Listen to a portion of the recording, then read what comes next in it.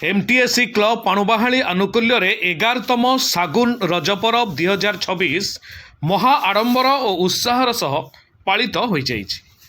ग्रामांचल कला संस्कृति और पारंपरिक ऐतिह्य को उज्जीवित रखिबा लक्ष्य आयोजित एही उत्सव रे बहुसंख्यक लोकंक समागम देखा मिलिथिला। उत्सव रे युव समाजसेवी इंजीनियर सौम्यरंजन महापात्र मुख्य अतिथि भाव जोगदे ग्रामीण स्तर में कला और संस्कृतिर संरक्षण पई एमटीएससी क्लबर एभली उद्यम को भूयसी प्रशंसा करथिले। अन्यतम अतिथि भाव स्थानीय वार्ड सभ्य फगु हेम्ब्रम एवं आदिवासी नेता लक्ष्मण सोरेन उपस्थित रही एही उत्सवर सफल कामना करथिले।